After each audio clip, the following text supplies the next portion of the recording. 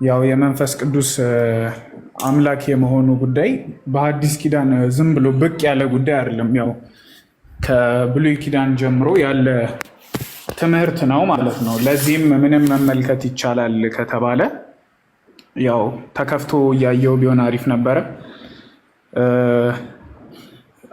አንድ እዚህ ጋር በጥብቅ ማየት ያለብህ ጉዳይ አንድ አካል አምላክ ነው ሲባል የግድ ቨርባቲምሊ ወይም ቃል በቃል አምላክነቱ የመጻፍ ግዴታ የለበትም። አክሽን ለምን ካልክ እንደሱ አይደለም ስክሪፕቸር የሚጠን ነው። ሁለት አይነት ዌዮች አሉ። አንደኛ ዳይሬክትሊ ከተቀመጠ አሪፍ፣ በጣም አሪፍ። ሌላው ግን አንድን አካል አምላክ ሊያስብሉት የሚችሉ ነገሮች አሉ፣ ክራይቴሪየሞች አሉ፣ ወይም ደግሞ አትሪቢዩትስ የምንላቸው አሉ። እነዚህን አትሪቢዩትሶች ማየቱም እነዚህን አትሪቢዩቶች ማሟላቱም ይታያል ማለት ነው። ስለዚህ ከዚህ አንጻር ነው የምትሰማኛው። ከዚህ አንጻር ከሰማኝ ሁለተኛ ሳሙኤል ምዕራፍ 23 ከቁጥር 2 እስከ 3 ላይ እንዲህ ይላል፣ የእግዚአብሔር መንፈስ በእኔ ተናገረ ይላል። የእግዚአብሔር መንፈስ በእኔ ተናገረ፣ ቃሉም በአንደበቴ ላይ ነበረ ይላል። ከዛ ቁጥር 3 ጋር ምን ይላል? የእስራኤል አምላክ ተናገረኝ ይላል። ከላይ ምን ብሎ ገልጾታል? የእግዚአብሔር መንፈስ በእኔ ተናገረ ይላል። የእግዚአብሔር መንፈስ በሚል ስፔሲፊኬሽን አስቀምጦታል። የእግዚአብሔር መንፈስ በእኔ ተናገረ፣ ቃሉም በአንደበቴ ላይ ነበረ ይልና ቁጥር 3 ላይ የእስራኤል አምላክ ተናገረኝ። ስለዚህ የእግዚአብሔር መንፈስ በኢምፕሊኬሽን ምንድን ነው ማለት ነው? የእስራኤል አምላክ ነው ማለት ነው። የእስራኤል ጠባቂ እንዲህ አለ በሰው ላይ በጽድቅ እያለ ይቀጥላል ማለት ነው። ስለዚህ እዚህ ጋራ ዳይሬክት ኢምፕሊኬሽን ወይም ስያሜን እናያለን ማለት ነው።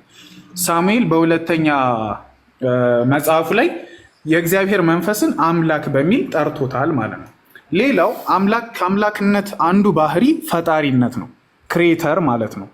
የመፍጠር ባህሪ አለው። which is መላእክት ጋር የሌለ ባህሪ ነው። መላእክት ፈጣሪያን ሊሆኑ አይችሉም፣ ሊፈጥሩ አይችሉም። ኢዮብ ምዕራፍ 33 ቁጥር 4 ላይ እንዲህ የሚል ቃል እናገኛለን። የእግዚአብሔር መንፈስ ፈጠረኝ፣ ሁሉንም የሚችል አምላክ እስትንፋስ ሕይወትን ሰጠኝ ይላል። የእግዚአብሔር መንፈስ ፈጠረኝ፣ የእግዚአብሔር መንፈስ ፈጠረኝ ይላል። መፍጠር የአምላክ አትሪቢዩት ብቻ ነው። ስለዚህ አሁን አንድ አትሪቢዩት አሳየው ማለት ነው። ሌላኛው ምን አትሪቢዩት አለ መሰለ? ኦምኒ ፕሬዘንትነት የሚባል አትሪቢዩት አለ። ኦምኒ ፕሬዘንትነት ወይም በሁሉም ቦታ የመገኘት ባህሪ አለ። በክርስትና ኬዝ ኦምኒ ፕሬዘንት እና ኦምኒሸንት መሆን በአንድነት፣ ኦምኒ ፕሬዘንት ማለት በሁሉ ቦታ መገኘት፣ ኦምኒሸንትነት ደግሞ ሁሉን አዋቂነት ማለት ነው። ሁለቱ ባህሪዎች በክርስትናው አምላክ በአንድ ላይ ኤግዚስት የሚያደርጉ ናቸው። እዚህ ጋራ መዝሙር 139 ቁጥር 7 እንዲህ ይላል። መዝሙር 139 ቁጥር 7 ከመንፈስህ ወዴት እሄዳለሁ ከፊትህስ ወዴት እሸሻለሁ ይላል። ከመንፈስህ ወዴት እሄዳለሁ። ስለዚህ ከመንፈስህ ወዴት እሄዳለሁ ከፊትህም ወዴት እሸሻለሁ ሲል ከመንፈስህም በሚል በኢምፕሊኬሽን መንፈሱ በሁሉ ቦታ ኤግዚስት የሚያደርግ ምን መሆኑን የሚያሳይ ነው ማለት ነው። ኦምኒሸንት መሆኑን እንዲሁም ደግሞ ኦምኒ ፕሬዘንት መሆኑን በሁሉ ቦታ የሚገኝ መሆኑን which is ይሄ ለፍጡራን የሚቻል አይደለም ማለት ነው። ከመንፈስህ ወዴት እሄዳለሁ ከፊትህስ ወዴት እሸሻለሁ ይላል። በጣም አሪፍ። ስለዚህ አሁን እዚህ ጋራ ይሄንን ከነገርኩ ብዙ ሳይቆይ ምን አይነት ኦብጀክሽን ይነሳባል መሰለ አንተ ላይ። ታዲያ መንፈስ ቅዱስ እኮ እዚህ ጋራ ከአብ የተለየ አይደለም፣ ወይም ደግሞ ከያህዌ የተለየ አይደለም፣ በአካል የተለየ አይደለም፣ ጀስት ኃይሉ ነው ወይም ደግሞ መንፈሱ ነው ምናምን ልትባል ትችላለህ። ከሱ የተለየ አይደለም የሚለው ኦብጀክሽን ልክ ይሄንን ከተናገር ከቀጥሎ የሚመጣው ነው ኦልዌይስ። በዚህ ሰዓት እነዚህን ደግሞ አስታውስ። ሕዝቅኤል ምዕራፍ 11 ቁጥር 5 ትንቢተ ሕዝቅኤል ምዕራፍ 11 ቁጥር 5 በጣም ኢምፖርታንት የሆነ ፓርት ነው። ይሄንን አስተውል። ቁጥር 5 ላይ እንደዚህ ይላል፣ የእግዚአብሔር መንፈስ ወደቀብኝ፣ የእግዚአብሔር መንፈስ ወደቀብኝ እንዲህም አለኝ። አየህ ምን አለ? እንዲህም አለኝ። የሚናገረው ማን ነው እዚህ ጋር? የእግዚአብሔር መንፈስ። የእግዚአብሔር መንፈስ ወደቀብኝ እንዲህም አለኝ። የሚናገር እንደሆነ የእግዚአብሔር መንፈስ። ከዛ እንዲህም አለኝ ካለ በኋላ እግዚአብሔር እንዲህ ይላል ብለህ ተናገር ሁለት አካላትን እዚህ ጋር ታያለ። የእግዚአብሔር መንፈስ ወደቀብኝ ይላል። የእግዚአብሔር መንፈስ ወደቀብኝ እንዲህም አለኝ። የእግዚአብሔር መንፈስ ነው የሚናገረው። የእግዚአብሔር መንፈስ ምን የሚል መልእክት ይዞ መጥቷል? እግዚአብሔር እንዲህ ይላል፣ እግዚአብሔር እንዲህ ይላል ብሎ የሚነግረው የእግዚአብሔር መንፈስ ነው። የእግዚአብሔር መንፈስ እግዚአብሔር እንዲህ ይላል ብሎ እየተናገረ ነው። ሁለት አካላትን አየህ አይደል? እዚህ ጋር ሁለቱም ምንድን ናቸው? መናገር የሚችሉ ናቸው። መናገር የሚችሉ ናቸው። ስለዚህ የእግዚአብሔር መንፈስ መናገር የማይችል ነው፣ ከያህዌ የተለየ አይደለም፣ ወይም ከአብ የተለየ አይደለም ለሚሉት ነው ይሄንን ማሳያው። እዚህ ጋር ሁለት አካላትን አይታል፣ ሁለቱም መናገር የሚችሉ ናቸው። ስለዚህ ከዚህ አንጻር ነው ማለት ነው የእግዚአብሔር መንፈስ መላክ የሚችል ነው፣ የሚላክ ነው። መዝሙር 104 ቁጥር 30 ላይ እንደዚህ ይላል። መዝሙር 104 ቁጥር 30 ላይ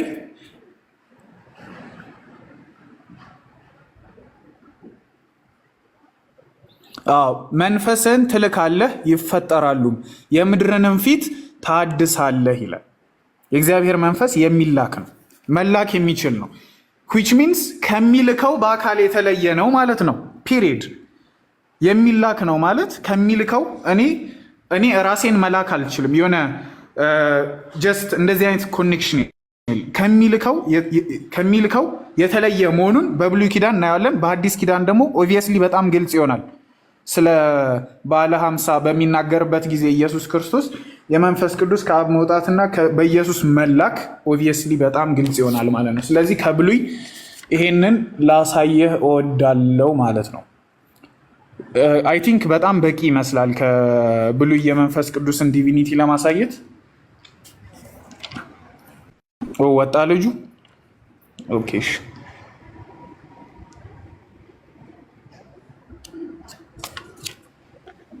ቃሉት ያሰማልን። ቴንኪው እና ኢዮብ 33:4ንም አሳዩት። የእግዚአብሔር መንፈስ ፈጠረኝ የህይወት እስትንፋስንም እፍ አለብኝ ይላል እና መፍጠር የሚችል በራሱ መሆኑ የእግዚአብሔር መንፈስ በራሱ መፍጠር የሚችል መሆኑን ይነግረናል። እና መጽሐፍ ቅዱስ አሁን እንዳላችሁ አራአድ መለኮታዊ አካል እንደሆነ የሚላክ ተናጋሪ እንደሆነ ልክ ወልድ ተናጋሪ መፍጠር የሚችል ተብሎ ከብሉይ ኪዳን ጀምሮ እንደተነገረለት ለመንፈስ ቅዱስም እንደዛው ተነግሮለታል እና መንፈስ ቅዱስም ፈጣሪ አምላክ ነው የሚለውን ያስይዛል። እግዚአብሔርም ተብሏል። ባይዘው ሐዋርያት ሥራ ምዕራፍ 5 ላይ ካያችሁ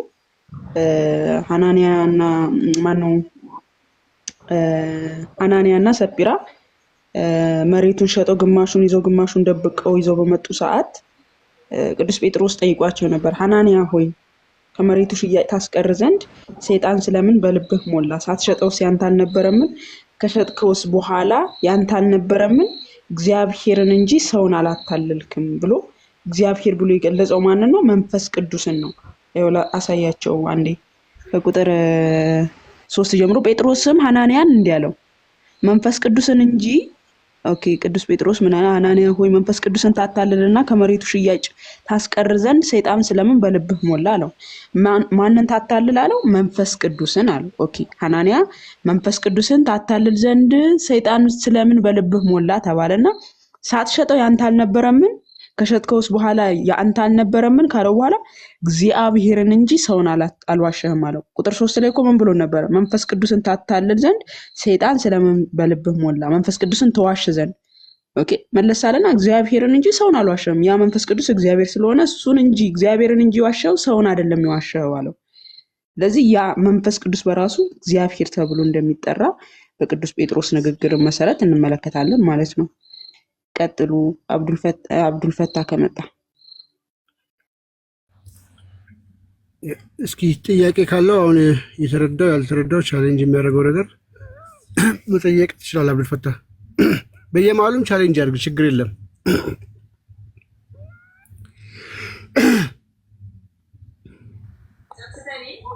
በዚህ ዙሪያ ሳይሆን በመጀመሪያ ያለብኝ ሀሳብ እንትን ልበል። እሺ ቆይ ትጨርሳለህ። አንድ ጊዜ ከአብዱልፈታ ጋር እንጨርስና ለምን መስዋዕት መክፈል አስፈለገ የሚል ጥያቄ ያለኝ እኔ። ኔትወርክ እያስወጣኝ ነው እና አንድ ጥያቄ ልጨምር። እዚህ ጋር መንፈስ ላይ ያልገባኝን ምን መሰለ አሁን እናንተ መቼም ከኔ በላይ ታውቃላችሁ። ሳይገባችሁ ሳታነቡ ዝም ብላችሁ መንፈስ ነው አትሉ። ለእኔ እንግዲህ በደንብ ግልጽ ባይሆንልኝም ማለት ነው። ተጨማሪ ነገር እስቲ ልጠይቃችሁ። አሁን የእግዚአብሔር መንፈስ እያላችሁ ነው። የእግዚአብሔር መንፈስ እያላችሁ ነው።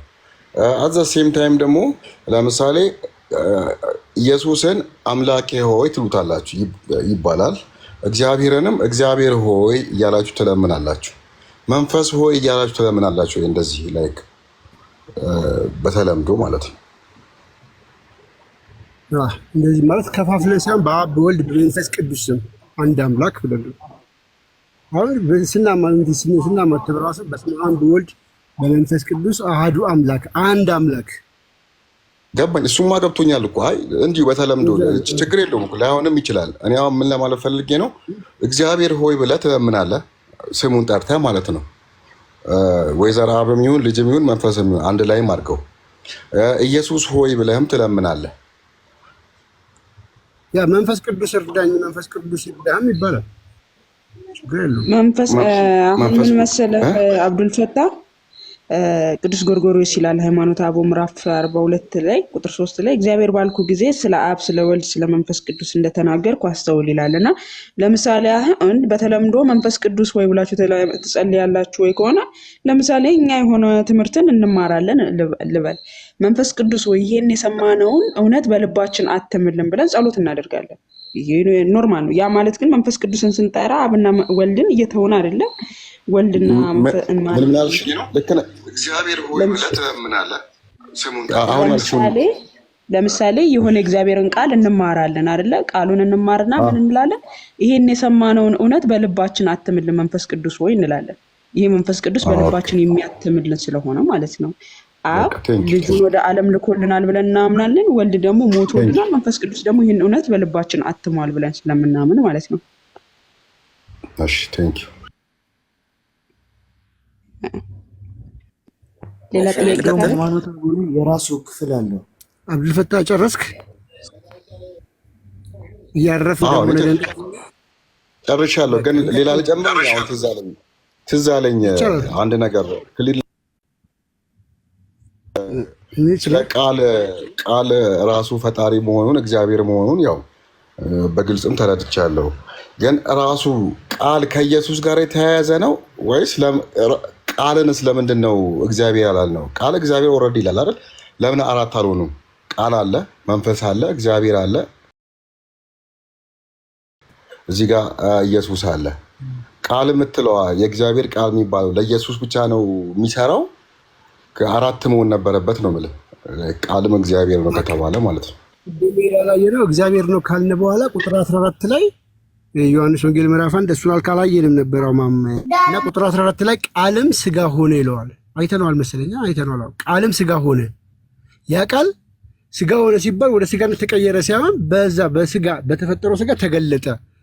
ፍጹም ሰው ፍጹም አምላክ የሆነው ያ ቃል ነው፣ አካላዊ ቃል ማለት ነው። አየው ቁጥር 14 ላይ ከላይ ከአንድ ጀምርለትና የትኛው ክፍል እንደሆነ በደንብ እንትን ዮሐንስ ወንጌል ምዕራፍ 1 ቆስጤ ከላይ ጀምርለት። በመጀመሪያ ቃል ነበር ያልነው፣ ቃልም በእግዚአብሔር ዘንድ ነበር፣ ቃልም እግዚአብሔር ነበር ያልነው። ከሆነው አንዳችስ እንኳን ያለ እርሱ አልሆነም የተባለለት ይሄ ቃል ቁጥር 14 ላይ ምን ሆነ? ስጋ ሆነ፣ በስጋ ተገለጠ፣ በስጋ ታየ፣ ተዳሰሰ። ቁጥር 14 ላይ ይለናል። ቃልም ስጋ ሆነ፣ ጸጋንና እውነትን ተሞልቶ በእኛ አደረ፣ አንድ ልጅ ከአባቱ ዘንድ እንዳለው ክብር የሆነውን ክብሩን ሁሉ አየን ይላል። ይሄ ቃል ስጋ ሆነ ማለት ነው። አራትም ማንለው ለምንድን ነው? ስጋ የሆነው በስጋ ነው የተገለጠው እንጂ ሌላ አራተኛ ፈጣሪ ነው እያልን አይደለም። ወይ ማለት የአንዱ አምላክ ነው ራሱ በስጋ የገለጠው ቃል የሚባለው አንዱ አካል ቃል ባይዘው የኢየሱስ ክርስቶስ ስም ነው። እሺ አብዱልፈታህ የኢየሱስ ክርስቶስ ስሙ ነው። ቃል የሚባለው መለኮት መሆኑን የሚያመላክት ስሙ ነው። ኦኬ ቴንክ ዩ ሌላ አካል አይደለም። ኦኬ ስለዚህ ለቃል የሚባለው እንግዲህ ያው መጀመሪያ ኢየሱስ ክርስቶስ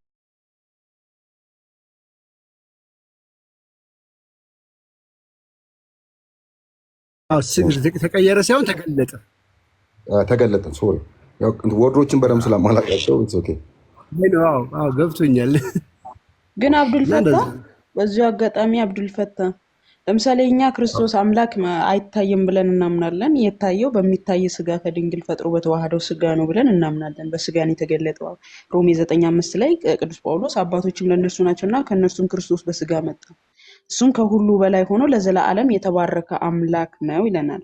እርሱ የማይታየው አምላክ በምን መጣ? በወገኖቹ በስጋ መጣ ይለናል። ኦኬ፣ በድንግል ማርያም ከድንግል ማርያም ስጋን ፈጥሮ ማለት ነው። አምላክ በባህሪው አይታየም፣ አላህ ግን ይታያል። እና አሁን ለምሳሌ አላህ በመጨረሻ ቀን ይታያል የሚለውን ነገር ተቀብለው ሙስሊም ወገኖቻችን ተቀብላችሁ እዚህ ጋር አምላካችን በስጋ ታየ የሚለውን ነገር ለምንድን ነው ኮንፍሊክት የሚያደርገው ነገር? በስጋን የታየው በባህሪው የሚታይ አይደለም ብለን ነው የምናምነው። እናንተ ግን አላህ በባህሪው ራሱ የሚታይ አምላክ እንደሆነ ነብዩ የቂያማ ቀን አላህን ታዩታላችሁ ብሎ የሚታይ አካሉን እንደሚገልጥ ይናገራል። ቡኻሪ 74:39 ላይ ሱራ 68:42 ላይ ባት በሚገለጥበት ከሃዲዎች ወደ መስገድ በሚጠሩበት እና በማይችሉበት ቀን አስታውስ ይላል። በሐዲሳት ላይ ነብዩ አላህ ይታያል ብሎ ይናገራል። እና በባህሪው የሚታይ ነው አላህ። የኛ ግን በባህሪው አይታየም፣ ነገር ግን በተዋህዶ በስጋ ታየ። በቂያማ ቀንም እንደዛው ላይ ሁሉም እንትን አማላጅነትን ሲልካቸው ሄዶ ይንበረከካሉ ላይ ይችላሉ በእግሩ ስር ማለት ነው። ለእስልምና ጥሩ አመለካከት ስለሌለ ስለመለሰት ይችላል። እስልምናን እያጣላ ስለሆነ አንተ የምትሰጠው መልስ ትክክል ይሆናል ብዬ አላስብም። እኔ እስቲ አንተ መልስልን። አንተ ትክክለኛ ሙስሊም ስለሆንክ እሱን ትክክለኛ ሙስሊም አይደለም እያልከው ስለነበር አላህ በባህሪው የሚታይበት መንገድ ፈጣሪ የሚታይበት መንገድ እናንተ በቀድሞ በምድራዊ ሰው በዚህ ሁኔታ ባለበት ሁኔታ አይደለም የሚታየው። እንደሚታይ ተናግረዋል። የሚታየው ግን ለሁሉም ሰው ሳይሆን አምላክ በባህሪው ይታያል። አምላክ በባህሪው ይታያል። የሚታይ ባህሪ ያለው አሁን ማታ አይቻልም። አሁን ለምን ማየት እንደማይችል ታውቃለች? ስለ ሙሳ ታሪክ የምታውቂ ከሆነ ጥያቄ መልስ። በምድር ላይ ማየት አይቻልም። በምድር ላይ አይታይም። ኧረ እኔ ጥያቄ ስለ ባህሪ ነው፣ በምድርና በሰማይ በሚል አይደለም። ስለ ባህሪ ነው እየጠየቅኩ ያለሁት። እና በባህሪው አምላክ ይታያል ብለህ ታምናለህ? በምድር ላይ አይታይም።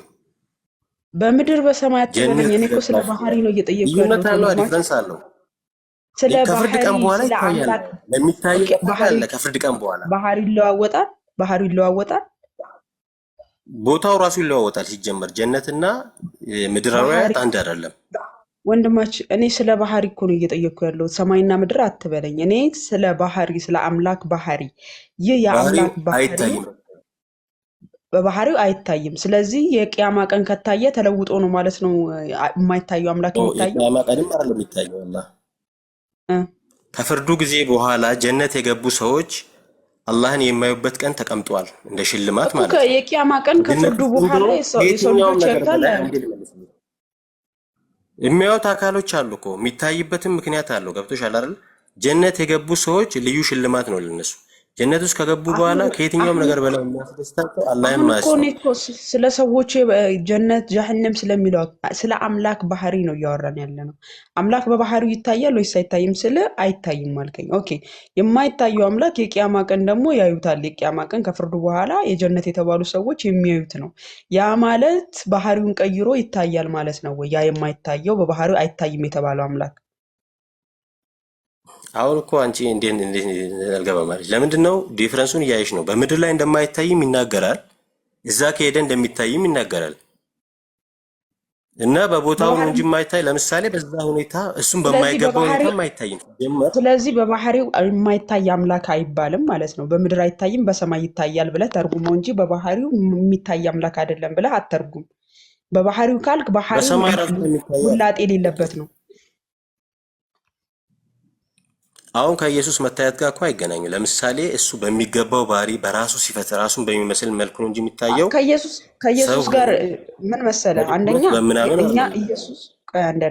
እኛ ኢየሱስ በባህሪው ታየ ብለን አናምነው። በሚታይ ስጋ በስጋ የተገለጠ በመንፈስ የጸደቀ ለመላእክት የታየ የተባለው ለዚህ ነው። በስጋ የተገለጠ ተብሎ በስጋ ነው የታየው። ለመላእክት እንኳን የታየላቸው በስጋ ነው። እኛ አምላካችን በባህሪው ይታያል ብለን አናምነው። አንደኛ ጢሞቴዎስ 6:16 ላይ እርሱ ብቻ የማይታይ አምላክ የማይታይ ነው፣ ማንም ሊቀርበው በማይችል ብርሃን ይኖራል ተብሏል። ማንም ሊያዩ አይችልም በባህሪው። ኦኬ የትንሣኤ ቀን ከትንሣኤ በኋላ ምናምን የሚባል ነገር የለም። አላህ ግን በባህሪው የማይታይ አምላክ ነው ማንም አያየው ብለህ የትንሣኤ ቀን ከታየ ባህሪው የማይታይ ነው ብለህ አተረጉሙም። ኢየሱስን አሁን አይተናል ተብሎ ስሉ የለም እንዴ?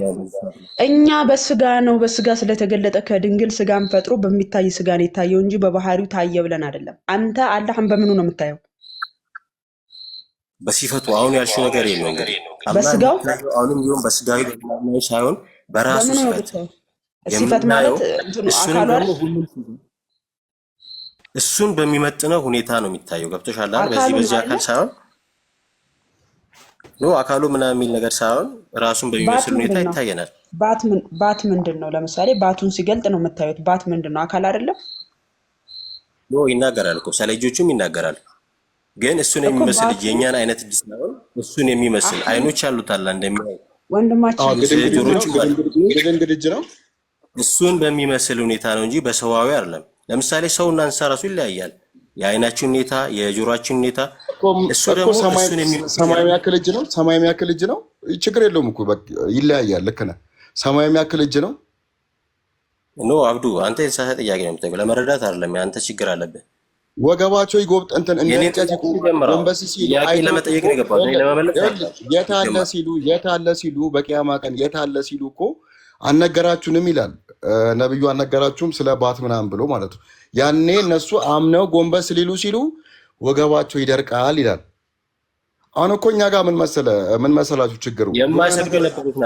የሆነ ቦታ አሁን እንደናንተ ቃል እንደናንተ ክሊር ብላክ ኤንድ ዋይት አይደለም የሚያስረዱን።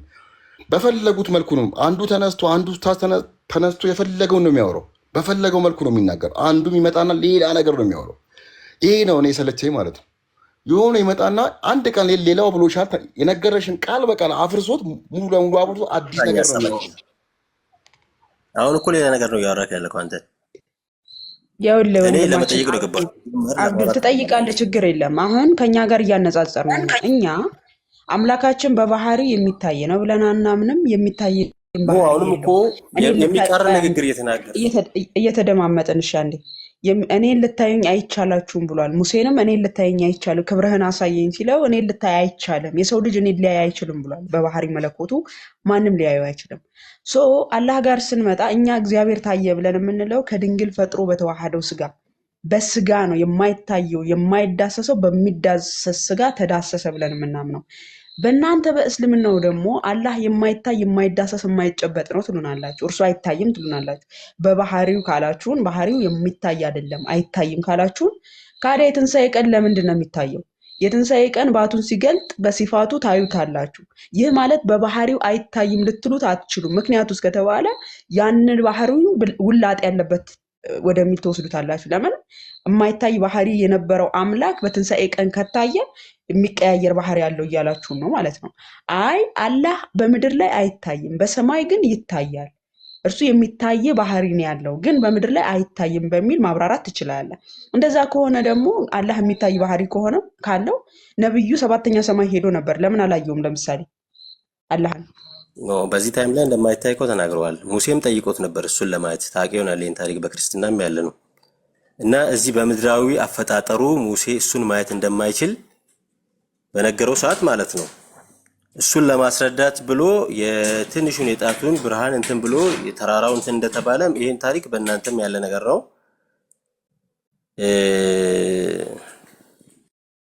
እኔ ወደ ጥያቄ ስመለስ ስለመታየቱ እንትን የምትይ ከሆነ ማለት ነው ይሄ የሚገባውን ሐሳብ ብዙ የማይገባውን መረዳት እኔ እንደውም ያየሁት ምንድነው በዚህ ጉዳይ ላይ የሰው ልጅ ለፈለገው ነገር ምን ያህል አይምሮን ማሰራት እንደሚችል ነው።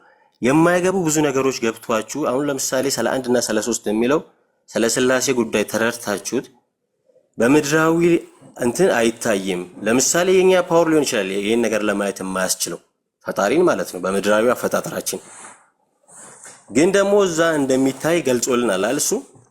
ይሄ ታዲያ ምኑ ነው የማይገባው? ለምሳሌ አንዱም ሶስቱም መንፈስ ለምሳሌ በስጋዊ ታይቷል እያልሽኝ ነው አንቺ እዚህ ፈጣሪ አይታይም ደግሞ እያልሽኝ ነው። ፈጣሪ በምድር ላይ በስጋዊም ሆነ በመንፈሳዊም ሆነ በየትኛውም አይነት ሁኔታ አይታይም በእኛ አባባል በእስልምና ማለት ነው።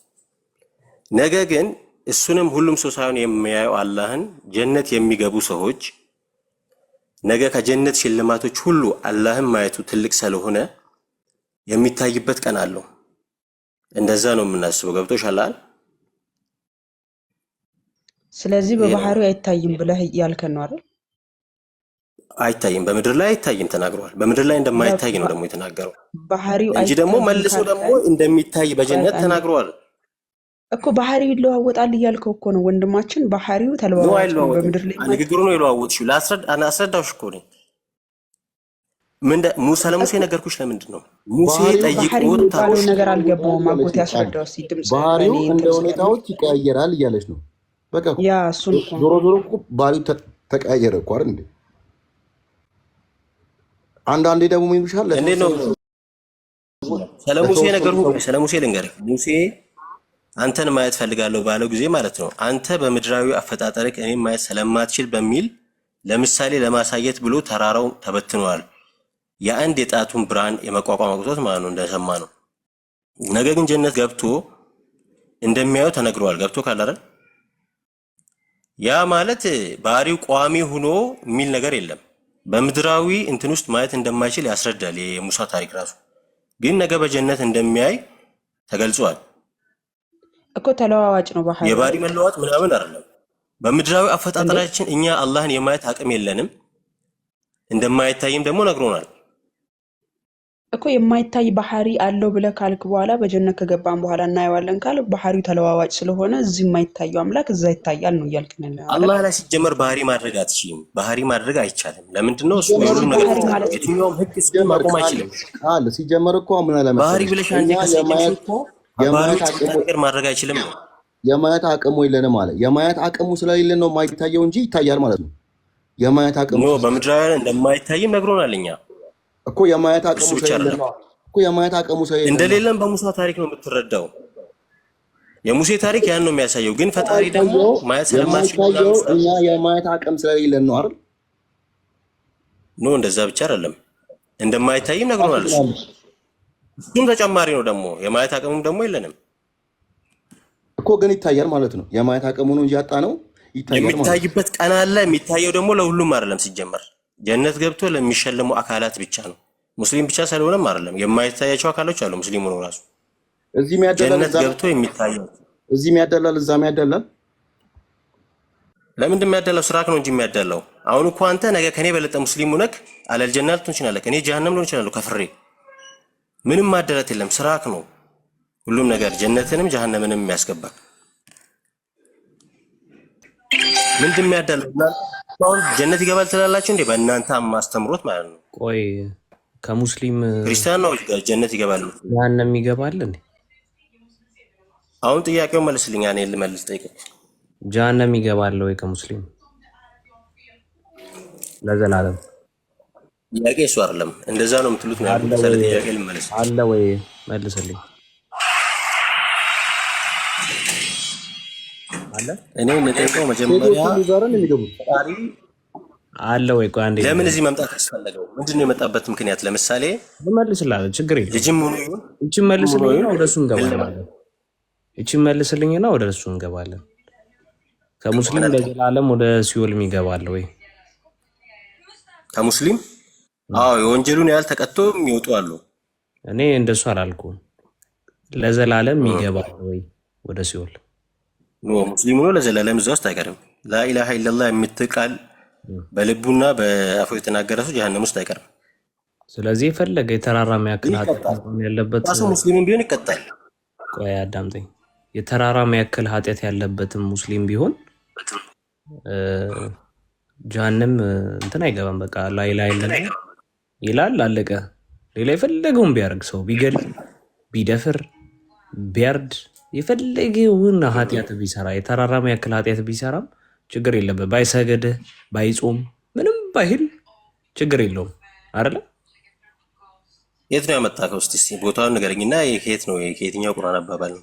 እንዴ ይሄው እኮ ራስህን ብለኸኛል። እሱ ነግሬሃለሁ፣ ግን ራስህን ብለኸኛል። ነው ያል የሰራው ነው እንጂ ላይ ይቀጣል። የትኛውም ሰው ማለት ነው። ሙስሊም ሆነ ክርስቲያን ሆነ ማለት ነው ክርስቲያን ይቀጣል። ወደ እንትን እኮ አይመጣም እኮ አይደለ እንዴ? ወደ ጀነትም ጭራሽ ድርሽ ያለው ወደ በሩ አይደለ? ይቀጣል አልኩ እኮ።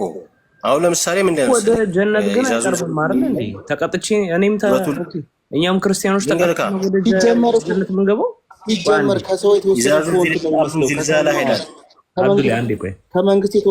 ከመንግስት የተወሰደ እኮ ነው የሚመስለው። መንግስት ላይ እስር ቤት ቀጥቶ ምናምን ከሆነ ጊዜ በኋላ ውጣ አይል የለ ትምህርት ላይ አይደለም።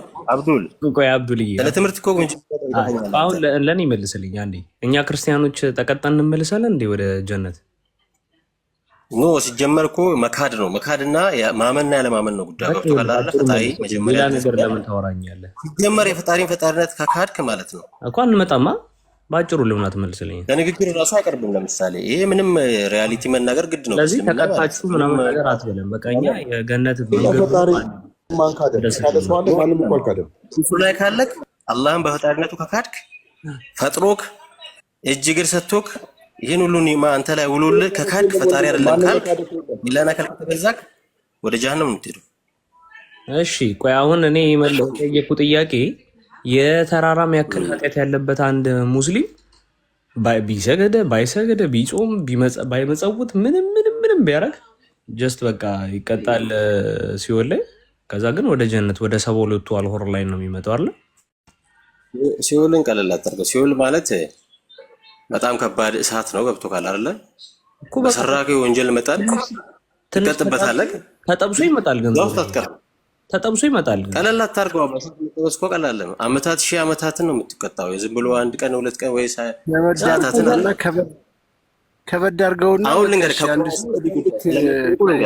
ካለ ዘረትን ከሄረን ይላል 1000 ዓመት ይቀጣ በቃ ለምን በጣም ብዙ አመታትን ይልክ አብዱል ይሄ ራሱ ታውለትን ነው የሚያሳየው እኮ ሙስሊም ካልሆነ ተረጋጋ። ቆይ እድሜ ልክ ይፈረድበታል ወይስ አይፈረድበትም? አንድ ሰው እናንተ በክርስትና ነው እድሜ ልክ ይፈረድበታል ወይ?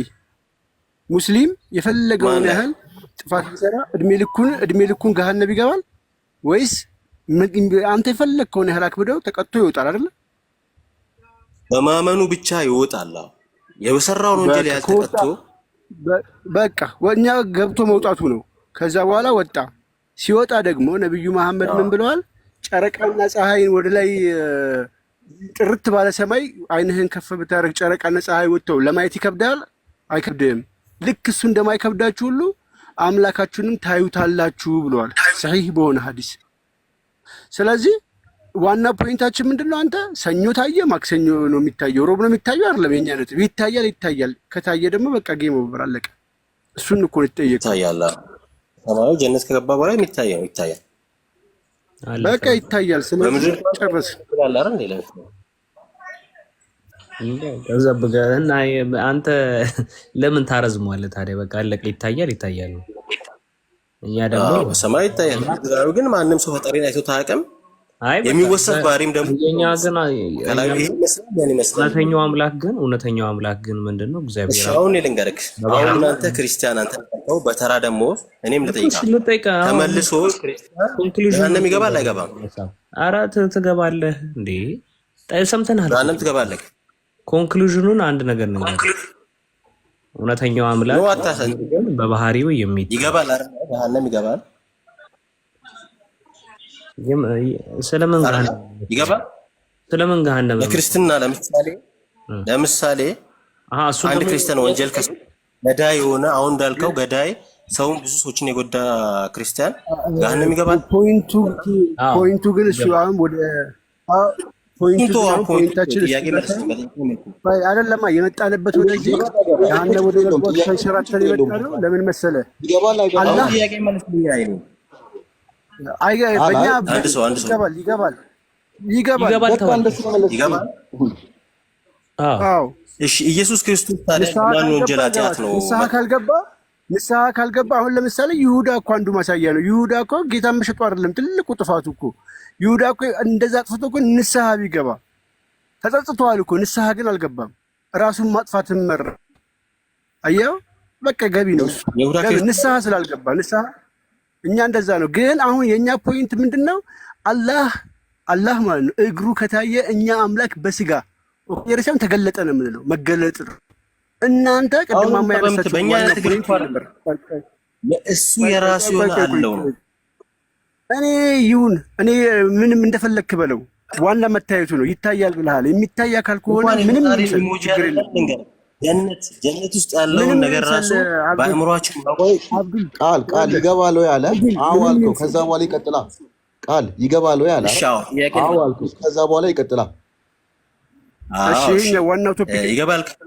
ኢየሱስ ክርስቶስ ለወንጀላችን ብሎ መጥቶ ያን እንትን ስቃይ መቀበሉና ወንጀላችን እንዳስማረን ነው የሚናገረው። ለምሳሌ ማለት ነው። ታዲያ ያ ማለት እኮ የትኛው ወንጀል ያልሰራስ ጀመር አይገባም አይደል? ወደ ቅጣት ወንጀል ለሰሩት ነው እንትን ያለው። ኦፍኮርስ እኛ እኮ የተፈረደብን የነበረው ፍርድ የሞት ሞት ነው። ኦኬ ከሞት በኋላ ያለው ህይወት አለ። ለዛ ህይወት ደግሞ ማመን፣ መጠመቅ፣ መዳን አለብህ። ከዳንክ በኋላ ደግሞ ኃጢአት መስራት የለብህም። ከዳንክ በኋላ አንተ የሆነ ወንጀል ነበረብህ፣ ይቅር ከተባልክ በኋላ ድጋሚ ሄደ ወንጀል እንድትሰራ አይደለም። ይቅር ድጋሚ ሄደ እንድትሰራ ተሰጥቷል። ከዛ ኃጢአት ተፈውሳል። ከዛ ድጋሚ ግን ሄደ ያንኑ እዛው ኃጢአቱ የምትዘፈቅ ከሆነ ትገባለህ። ይሄ ነው ዛስ አወር ፖይንት። ግን ዘ ሜን ፖይንት የእኛ ትልቁ ፖይንታችን ማማ የተነሳችበት ማለት ነው። እኛ አምላክ ተገለጠ ነው የምንለው። እናንተ ግን አምላክ እግር አለው አካል አለው ሚድ ነው ብላችሁ የእኛን አምላክ እንዴት በሰው ይገለጻል ብላችሁ ልትሞግቱ አትችሉም። እግር ማለት የሚታይ ፊዚካል ባዲ ያለው አካል ነው። ፊዚካል ባዲ ያለው ከተባለ ደግሞ which is literally ወዴት ሊወስደን እንደሚችል መገመት is so simple። እሱ የሚመጥነው እሱን የሚመስል አሉት እይታዎች አሉት። ያ እንዳለ ነው። እንደኛ አይነት እግር እንደኛ አይነት እጅ የሚል ነገር የለውም። ይታያል። በጊዜና በቦታ መገደብ እሱን ይመጥነዋል። በጊዜና በቦታ መገደብ እሱን ይመጥነዋል። ተፈጠረው ሰው ተገረፈ ማለት ጌታን ይመጥነው ነገር እሱ እኛ እኮ ይኸውልህ አምላክ መለኮት ያ የማይታየው አምላክ በሚታይ ስጋ ተገለጠ እንጂ ያንን አምላክማ ማንም አያየው። እኛ እኮ ክርስቶስን እኮ መለኮቱን አላየነውም፣ በስጋ ነው ያየነው። ተገልጦ ነው ያየነው እንጂ መለኮቱን ማንም አያየው። እግዚአብሔር ማንም ያያየው። ፍጹም ሆኖ ይባላል። ፍጹም ጌታ ነው። እንዴት ነው ታዲያ ጌታና ሰው እንትን እሱን እንመጣበታለን። አሁን በእስልምና ጌታ አንተ የተጠየቅከው መልስ። የአላህ አካል ፊዚካል ባዲ መኖሩ ይሄ በጊዜና በቦታ መገደቡ ይሄ የፈጣሪ ባህሪ ነው ወይ? የፍጡር እንጂ የፈጣሪ ባህሪ አንድ ጊዜ ቆይ አብዱል ፈታህ፣ ለምሳሌ ኢብን ሳሊህ አላህ ይታያል ብለህ ታምናለህ? አላህ እኔ ነው እንትን አንድ አይመቸኝም። በእኛ አቂዳ አላህ በሰማይም አይታይም ማለት በጀነትም አይታይም። አላህ የሚታይ አይደለም። እንደነሱ አስተምሮ ደግሞ ኢቨን በራእይ እንኳን ነብዩ ወጣት ሆኖ አየሁት የሚለውን አስተምሮ አትቀበለውም። ኧረ በእነሱ በሱኒዎችማ ኢማም ሐንበል የሚባል አለ ከአራቱ መዛሂቦች አንዱ። እሱ አሁን 99 ጊዜ አላህን በህልም አይቻለሁ ብለው ሁሉም እንደ ትክክለኛ እንደ ሰሂህ እና አላህ በህልም እንደሚታይ ነው ዑለሞቻቸው የሚያስተምሩት። በጣም ኮፈኒ ነገር ነው ይሄ አይደለም። ሰማይ እንዴት ነው በምን መልኩ ነው አየሁት ያለው? በወጣት ልጅ መልክ ነጭ በነጭ ለብሶ ምናምን ላይክ ሰው በሆነ መልኩ አይ ቲንክ ከኢየሱስ ጋር እየተመታታበት ነው ላለው አንዳንዴ ራሱ ሶሪ ቱ ሴይ ዚስ ግን አሁን አላህ እንደዛ አይመችም። አንዴ ልጠይቅ እኔ ራሱ ሁሌ የምለው እንደዛ ነው። እኛ ጋር ስለ አላህ የሚወሩ ነገሮች በአምንና ከኢየሱስ ጋር ይከታብናል። ሶሪ አንዴ አብዱ ያለሁበት አይመችም። በኢየሱስ አምኜ ብጠበቅ ከዛ በኋላ ወንጀል ብሰራና ብሞት የዘላለም ህይወት የለኝም ማለት ነው። በጣም ግራ ስለገባኝ ነው። እኛ ነው የጠየቅ ያለው ኢብን ሳሊህ? አዎ ማማዬ። ኦኬ እሺ አንዴ የአብዱል እንትንን ጥያቄዎች እናስተናግድና አንተ እዚሁ ከሆንክ ትሰማናለሽ። ችግር የለም። ምክንያቱም ከዚህ በኋላ ማውራት ስለማይመች ለትንሽ ደቂቃ የኔ ተመልሶልኛል ማማዬ። አሁን ምንድን ነው መሰለሽ፣ አሁን እኔ ብሰርቅ ኢየሱስ እኔ ለምሰርቀው ኃጢአት ዋስ ሆኖልኛል እንዴ? አይደለም አይደል? እሺ ኢየሱስ ክርስቶስ ሞተልን ብለን ስንል ላለፈውም ለወደፊቱም ለየትኛውም ኃጢአታችን ሞቷል ብለን እናምናለን። ያ ማለት ግን ቅዱስ ጳውሎስ ያብራራል ሮሜ ምዕራፍ 6 ላይ ምን ይላል መሰለ? ሞተልን ስንል ለምሳሌ በኃጢአት ልንወድቅ እንችላለን። በኃጢአት ስንወድቅ ካዲያ የሚያነጻን አንድ ያፈሰሰልን ደም ነው ብለን ነው የምናምነው። አንደኛ ዮሐንስ መልእክት ምዕራፍ 1 ቁጥር 6 ላይ ቁጥር 7 ላይ የልጁ የኢየሱስ ክርስቶስ ደም ከኃጢአት ሁሉ ያነጻልና ይላል። አሁን ቅዱስ ጳውሎስ ሲያብራራ እንዲህ ይላል፣ ሞቱን በሚመስል ሞት ከእርሱ ጋር ከተባበርን ትንሣኤውን በሚመስል ትንሣኤ ደግሞ ከእርሱ ጋር እንተባበራለን ካለ በኋላ ከእንግዲህ ወዲያ ለኃጢአት እንዳንገዛ የኃጢአት ስጋ ይሻር ዘንድ አሮጌውን ሰዋችንን ከእርሱ ጋር እንደተሰቀለ እናውቃለን። የሞተስ ከኃጢአት ውስጥ ጸድቋልና፣ ነገር ግን አለ ክርስቶስ ከክርስቶስ ጋር ከሞትን ከእርሱ ጋር ደግሞ በሕይወት እንድንኖር እናምናለን። ክርስቶስ ከሙታን ተነስቶ ወደፊት እንዳይሞት ሞትም ወደፊት እንዳይገዛው እናውቃለን። ሞትን አንድ ጊዜ ፈጽሞ ለኃጢአት ሞቷልና በሕይወት መኖርን ግን ለእግዚአብሔር ይኖራልና፣ እንዲሁም እናንተ ደግሞ ለኃጢአት እንደሞታችሁ ግን በክርስቶስ ኢየሱስ በጌታችን ሆናችሁ ለእግዚአብሔር ሕያዋን እንደሆናችሁ ራሳችሁን ቁጠሩ። እንግዲህ አለ ለምኞቱ እንድትታዘዙ በሚሞት ስጋችሁ ኃጢአት አይንገስ። ብልቶቻችሁንም የአመፅ የጦር ዕቃ አድርጋችሁ ለኃጢአት አታቅርቡ። ነገር ግን ከሙታን ተለይታችሁ በሕይወት እንደምትኖሩ ራሳችሁን ለእግዚአብሔር አቅርቡ። ብልቶቻችሁንም የጽድቅ የጦር ዕቃ አድርጋችሁ ለእግዚአብሔር አቅርቡ። ኃጢአት አይገዛችሁምና ከጸጋ በታች እንጂ ከሕግ በታች አይደላችሁምና ካለ በኋላ ቁጥር 15 ላይ ምን ይላል? እንግዲህ ምን ይሁን? ከጸጋ በታች እንጂ ከሕግ በታች ስላይደለን ኃጢአት እንስራ ይላል ይጠይቀንና አይደለም ብሎ ይመልሰዋል። ኦኬ በቃ ስለዳንን ኃጢአት እንስራ ማለት ነው? አይደለም። ለመታዘዝ ባሪያዎች እንድትሆኑ ራሳችሁን ለምታቀርቡለት ለእርሱ ለምትታዘዙለት ባሪያዎች እንደሆናችሁ አታውቁምን? ወይስ ለሞት የኃጢአት ባሪያዎች ወይም ለጽድቅ የመታዘዝ ባሪያዎች ናችሁ? ስለዚህ ክርስቶስ ኢየሱስ የሞተላችሁ በጽድቁ እንድትመላለሱ እንጂ ኃጢአትን እንድትሰሩ አይደለም። አንደኛ ጴጥሮስ ምዕራፍ 2 ቁጥር 24 ላይ ለኃጢአት ሞተን ለጽድቅ እንድንኖር ክርስቶስ ኢየሱስ በእንጨት ላይ መርገማችንን ተሸከመ እንዳለው የክርስቶስ ኢየሱስ መሞት በጽድቅ እንድንመላለስ ነው። ምናልባት ልንወድቅ እንችላለን፣ ምክንያቱም ሰዎች ነንና ኃጢአት አንሰራም አንልም። ብንሰራ ደግሞ አንድ ጊዜ ፈሰሰልን ደም አለ። አንደኛ ዮሐንስ መልእክት ምዕራፍ 1 ቁጥር 7 ላይ በዛ ያ ደሙ ከኃጢአት ሁሉ ያነጻል ስለተባለ በዛ በደሙ እንነጻለን፣ ወደ ንስሐ እንቀርባለን፣ ያነጻናል። አንዴ የፈሰሰልን ደም ማለት ነው። እና ክርስቶስ ኢየሱስ የሞተልን ለወዲያኛውም ኃጢአታችንም ነው። ለምን? ያፈሰሰልን ደም ነው ከዛ ኃጢአታችንም የሚያነጻን። ምናልባት ሀሳብን አግኝቼው ከሆነ አብዱል ፈታ እንትን አይልም ማለት ነው። ኃጢአት ካልወጣውስ? ከኃጢአት ካልወጣን ይፈረድብናል እንዴ? ገላትያ ምዕራፍ 1 ቁጥር አይታይም የሚለውን መለስሽ እኮ ማማ። አይታይም የሚለውን ደሙ እንደፈሰሰ እየተናገርሽ ነው። ደም ያለው አካል መሆኑ አንተንኛው ደግሞ ገና ስለእንትኑ ላይ ነው። ቆይ አንተ ትጠይቃለህ። አንድ ሰው ኃጢአት ሰርቶ ንስሐ ካልገባ በአፌ ሰይፍ እዋጋዋለሁ ብሏል ዮሐንስ ራዕይ ምዕራፍ 2:16 ላይ በቶሎ ንስሐ ግባ አለበለዚያ ፈጥኜ እመጣብሃለሁ በአፌም ሰይፍ እዋጋሃለሁ ብሏል። ንስሐ ያልገባ ይፈረድበታል። እኛ እንደው በቃ በልጁ አምናሃልና ብገልም ትድናለህ ምን ብትል ትድናለህ የሚል እምነት የለንም። ንስሐ ተሰጥቷል። ንስሐ ገብተህ ልጠብቀው ይገባል። ነጽተህ ልጠብቀው ይገባል። ለዛ ነው ጌታ እችን ቀን ራሱ ከኛ የሰወራት የትንሣኤዋን ቀን የሰወራት ለምንድን ነው? በብርሃኑ እየተመላለስን እንድንጠብቀው ማለት ነው። ነቅታችሁ ጠብቁኝ ስላለ ዕለት ዕለት እየተጋን እንድንጠብቀው ስለፈለገ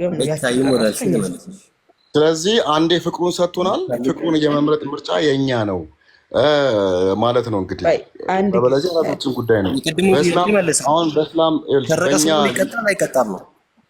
በእኛ ልዩነቱ ምን መሰለሽ? አሁን አይደለም ፍቅሩን ሰጥቶሽ ኢቨን ሼክም ሆነሽ የሆነ መስጊድ አሳልፈሽም የሆነ ጥሩ ነገር እየሰራሽ ኖረሽ ጀሃነም ልትገቢ ትችያለሽ። ምርጫ የለሽም ማለት ላይክ በሱ ውሳኔ ነው እንደገና የሚሆነው ማለት ነው።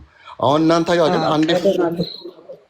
አንዴ ፍቅሩን ሰጥቶናል። ያንን ነገር የመጠቀም እድል የኛ ነው ማለት ነው። በትክክል ሚለሚኒንግ ግን ካልገባ ተውበት ማለት ነው። ተውበት እስልምናው ላይ እንዳለው መተውበት ብቻ ሳይሆን ከልብ ስለ እውነት ተጸጽተህ እግዚአብሔርን ይቅርታ ማለት ይቅርታ ንስሐ ገብተህ ስጋው ደግሞ ተቀብለ ካት መለሳለ ማለት ነው። ለምሳሌ የሆነ ሰው በመጽሐፍ ቅዱስ እንደዚህ አይነት ታሪኮች እኮ ታያለ። በጣም ዝሙተኛ የነበረችው ሴትዮዋን ታሪክ ታያለ። ኃጢአት እንዳሰሪ ከዚህ በኋላ ይቅርታ ይሰጣል፣ ይቅር ይልሃል። ይቅር እንግዲህ ደግሞ ይቅርታን ከልብ ተጸጽተህ መጠየቅ አለብህ ማለት ነው። ኃጢአት ልትሰራ ትችላለህ። ሰውነና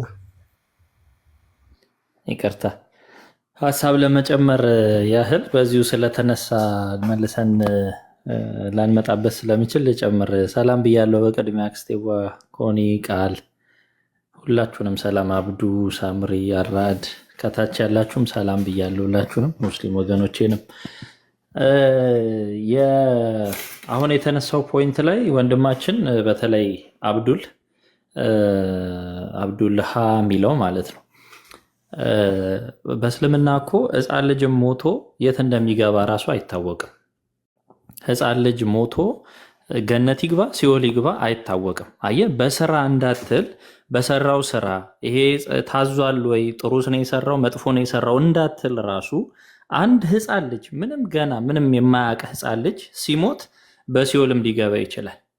አየህ፣ ስለዚህ የሙስሊሞች ልጅ ሆኖ ራሱ ይሄ ሲፈጠርም ከሃዲ ሆኖ ነው የተፈጠረው ወደ ሲኦል ሊገባ ይችላል ብሎ እኮ የተነገረ ሐዲስ አለ። ከሃዲ ሆኖ ይፈጠራል፣ የተቀደረበት ነው። ገና በእናቱ ማህፀን ውስጥ እያለ እስልምናው እንዲህ ነው የሚያምነው። በእናቱ ማህፀን ውስጥ እያለ ያ ሕፃን ልጅ መልካም ይስራ ወይስ መጥፎ ይስራ፣ የገነት ይሁን የሲኦል ይሁን ተብሎ እኮ ተወስኖበት እኮ ነው የሚወለደው ገና እናቱ ማህፀን ውስጥ ማለት ነው። ያ ውሳኔ ደግሞ ያ ጽሕፈት ቀድር የማይቀየር ስለዚህ የማይቀየር ስለሆነ አንተ የፈለግከው ያህል ጥሩ ሙስሊም ብትሆን ሌላው ደግሞ የፈለገውን ያህል መጥፎ ሙስሊም ቢሆን እንደገና የሚወስናችሁ ምንድነው እየተባለ ነው? ቀድሩ ነው እየተባለ ነው ማለት። ስለዚህ ይሄ በጣም ግልጽ ሆኖ በእስልምናው ልትረዳ ይገባል። ክርስትናው ላይ ስንመጣ አንድ የተነሳ ቆንጆ ሀሳብ አለ፣ ቆንጆ ጥያቄ አለ። በዚሁ ፖይንት አውት አድርገን ብናልፈው ብዬ ነው፣ ይቅርታ። በክርስትናው ስትመጣ እኛ ድነናል። በማን ሄዳን ነው? በክርስቶስ በኢየሱስ። ይሄ መዳን ምን ማለት ነው ስንል አስቀድመን ተጣልተን ነበር፣ ጥል ላይ ነበር ከእግዚአብሔር ጋር በራሳችን በደል አመፅ ምክንያት ማለት ነው። ስለዚህ ራሳችን አምፀን ከእግዚአብሔር ስለራቅን እርቅ የለንም። አየህ፣ እርቅ ያስፈልገናል። ያንን እርቅ ክርስቶስ ራሱ እግዚአብሔር ፈጣሪያችን መጥቶ ታረቀን፣ ሰጠን። መቼ ነው የሰጠን? የእኛን አካሉ ሲያደርግ ከእኛ ጋር ሲዋሃድ። በቃ ከዚህ በላይ እርቅ የለም። ስለዚህ ያን እርቅ አንድ ጊዜ ፈጸመልን። ደግሞ እርቅን መፈጸም ብቻ አይደለም፣ ለዘላለም ህይወትን እንድንወርስ ክብርን እንድንወርስ የሚያስችለንን ምስጢራት መንገዱን ሁሉ አስቀመጠልን። ይሄን ተከተሉ የዘላለም ህይወት እሰጣችኋለሁ አለን ማለት ነው። ሰጥቻችኋለሁ ነው ያለን። ባይዞ እንደውም እሰጣችኋለሁ አይደለም፣ ወደፊት አይደለም የሚሰጠን፣ ኦልሬዲ ሰጥቶናል። ያንን መንገድ ሄዶ ያን የዘላለም ህይወት ማግኘት ግን ከኛ ይጠበቃል። መንገዱን ራሱ ሰጥቶን መንገድ እኔ ነኝ አላየህ፣ እርሱን መምሰል ማለት ነው። ስለዚህ እርሱን መምሰል የተባለ መንገድን ሰጠን። መቼ ነው የሰጠን? መጥቶ በምድር ላይ አስተምሮ ማለት ነው።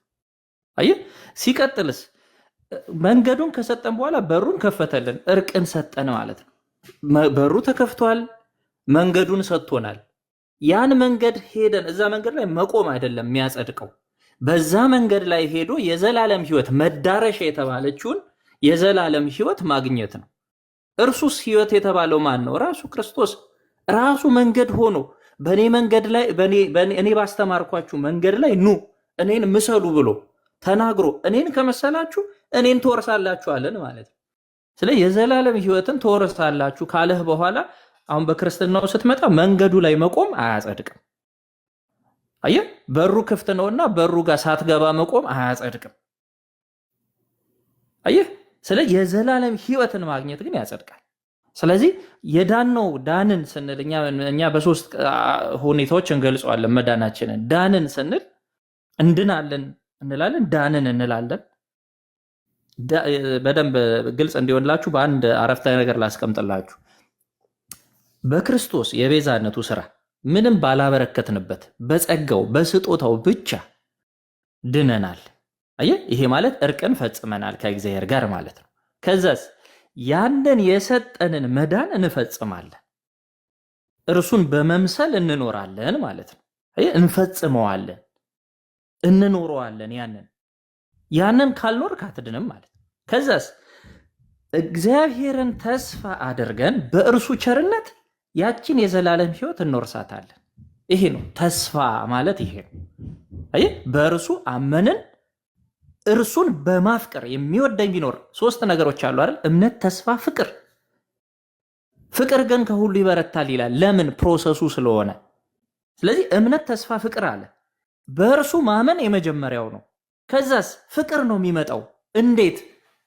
የሚወደኝ ቢኖር ትእዛዜን ይፈጽማል። አያችሁ፣ የሚወደኝ ቢኖር የምትወድኝ ከሆነ ምን ፈጽሙ? ትእዛዜን ፈጽሙ፣ እኔን ምሰሉ ማለት እኮ። ስለዚህ ክርስቶስን መውደድ ማለት እርሱን መምሰል ማለት ተብሎ ተገልጿል። ይሄ ፕሮሰሱ ነው። ከዛስ ተስፋ። ከዳንን ለምን ተስፋ ያስፈልገናል?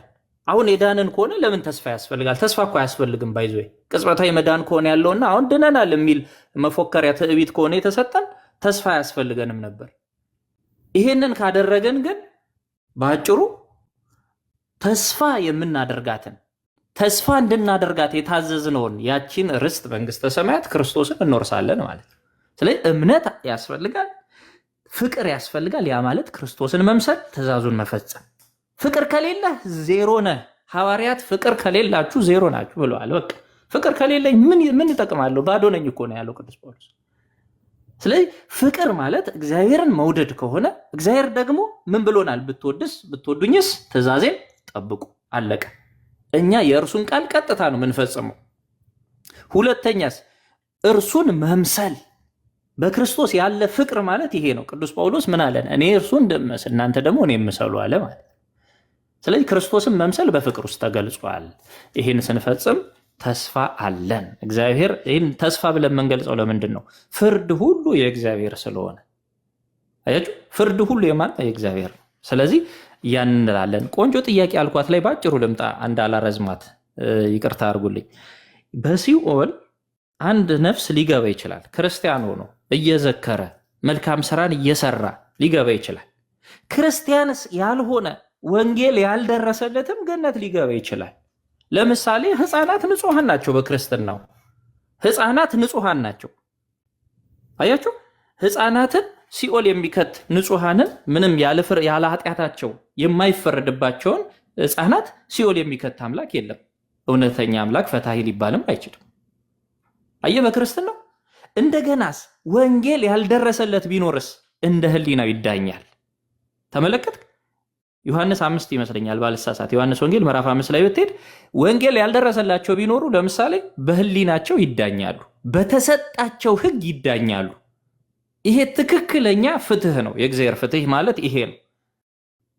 አሁን ምንም ያልደረሰለት ወንጌል ያልተዳረሰበት ቦታ ወይም በእናንተ ደግሞ ቀይረህ አስበው፣ እስልምና ምንም ያልደረሰበት ትምህርቱን እንኳን ገና ያልሰሙ ሰዎች ጃሂሊያ ብለህ ብትላቸው እነርሱ ይሞታሉ ወይስ ይጸድቃሉ? ይሄም ቀድር ነው። በእናንተ በቃ ቀድር ነው ላይ ነው የሚሄደው። ስለዚህ ለሲኦል የሆኑት ሲጀመር አልሰሙም ብለህ ታልፈዋለህ ማለት ነው።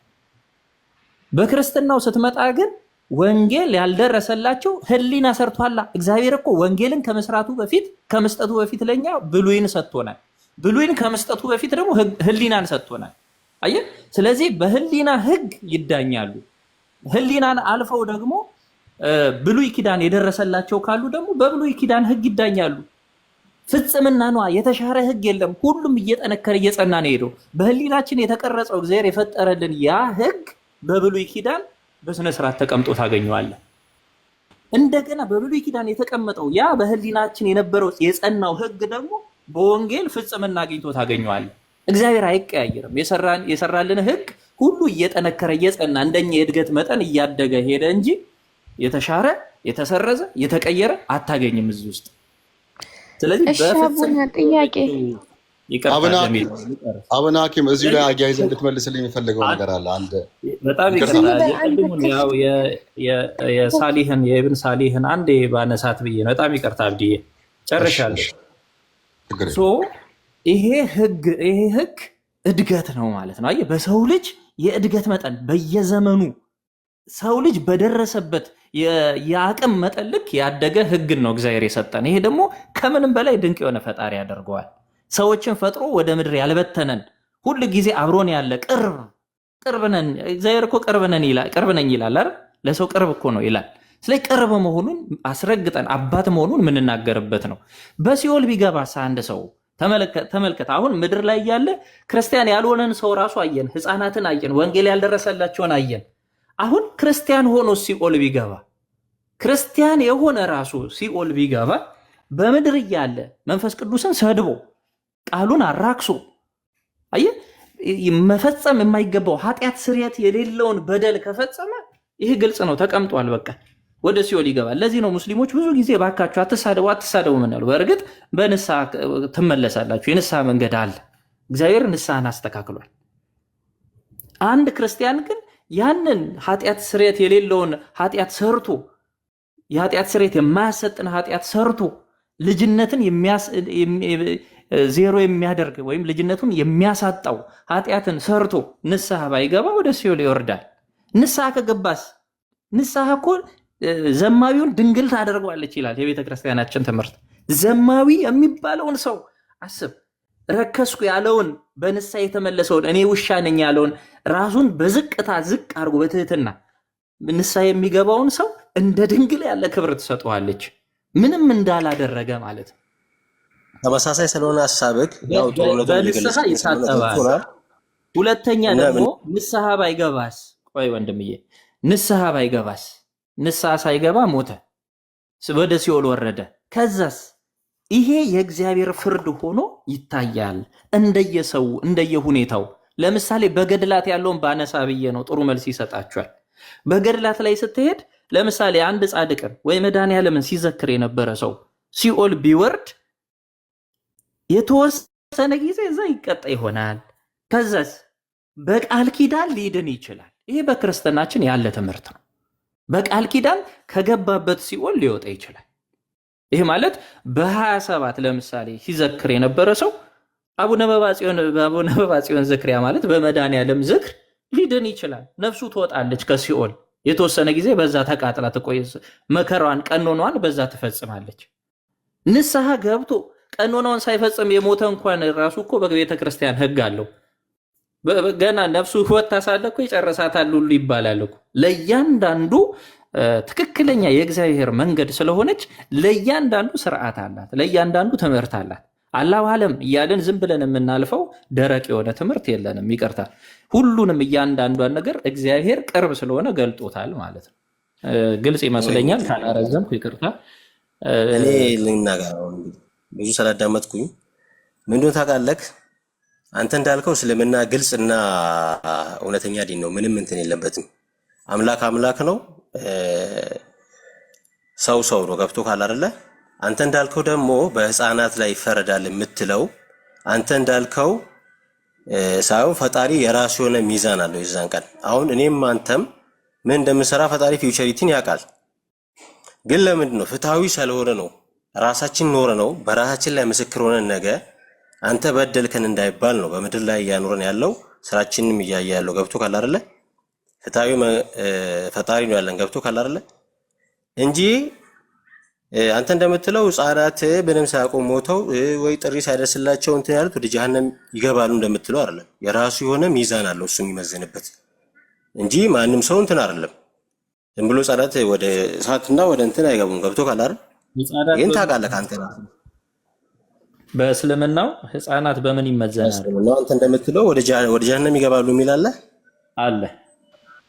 እስቲ ንገረኝ፣ ቦታውን አሳየኝ እስቲ። ህፃን ሆኖ የገባ የሚገባ ላሳየህ።